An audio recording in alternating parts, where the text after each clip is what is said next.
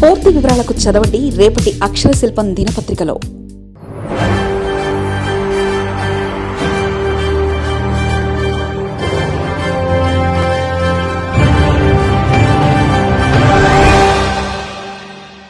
చివరికొచ్చేసరికి చట్టాన్ని సవరించాలని అసెంబ్లీలో తీర్మానం చేసిన కేంద్రానికి జగన్ అసలు మ్యాటర్ ఒప్పుకొని దొరికిపోయారా?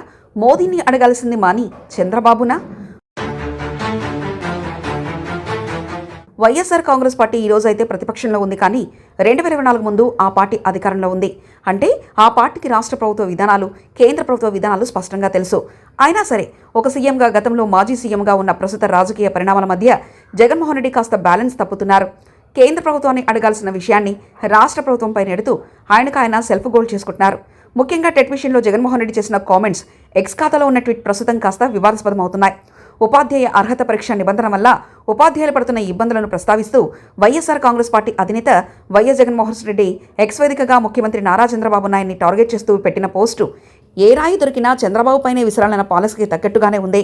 2011 కంటే ముందు నుంచి సర్వీస్లో ఉన్న ఉపాధ్యాయులను కూడా టికెట్ తప్పనిసరి చేయడాన్ని తప్పుపడుతూ జగన్ సుదీర్ఘమైన ట్వీట్ చేశారు.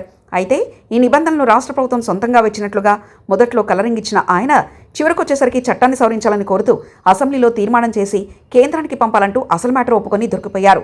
జగన్ తన ట్వీట్లో 20-25 ఏళ్లుగా సబ్జెక్టు టీచర్లుగా కొనసాగుతున్న వారు ఇప్పుడు అన్ని సబ్జెక్టుల సిలబస్తో కూడిన టెట్ రాయమనడం, 60% మార్కులు సాధించాలనడం అన్యాయమని పేర్కొన్నారు. నాడు డిఎస్సి లాంటి కఠినమైన కాంపిటేటివ్ ఎగ్జామ్ రాసి ఉద్యోగాలు పొందిన వారికి అసలు టెట్ అనే పరీక్ష లేని కాలం నాటి ఉపాధ్యాయులకు ఈ నిబంధనలు వర్తింపజేయడం వల్ల ప్రమోషన్లో ఆగిపోయి మానసిక ఒత్తిడికి గురవుతున్నారని వాపోయారు. అయితే జాతీయ విద్యా హక్కు చట్టం ప్రకారం కేంద్ర ప్రభుత్వం, national council for teacher education ఈ నిబంధనలు పక్కాగా అమలు చేయాలని స్పష్టం చేస్తున్నాయి. అయితే చంద్రబాబు ఈ రూల్స్ తెచ్చినట్లుగా జగన్ ట్వీట్ చేస్తున్నారు. రాష్ట్ర ప్రభుత్వ పరిధిలోని పూర్తిగా కేంద్ర చట్టాలకు లోబడి ఉన్న ఒక సున్నితమైన విద్యా వ్యవస్థపరమైన అంశాన్ని పట్టుకొని చంద్రబాబును నిందించడం జగన్ పొలిటికల్ స్ట్రాటజీలో భాగమే.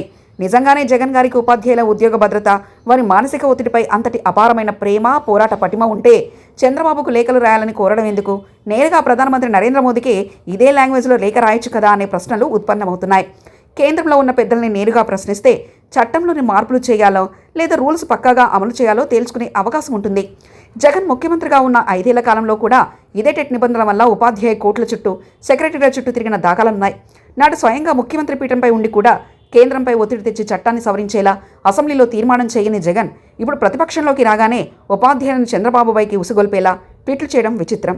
కేంద్ర పరిధిలోని చట్టాలను రాష్ట్ర ముఖ్యమంత్రికి ముడిపెడుతూ చేసే ఇలాంటి ఆఫ్ నాలెడ్జ్ ట్వీట్లు ప్రజలను చులకన చేస్తాయని ఆయనకెవరూ చెప్పలేదేమో.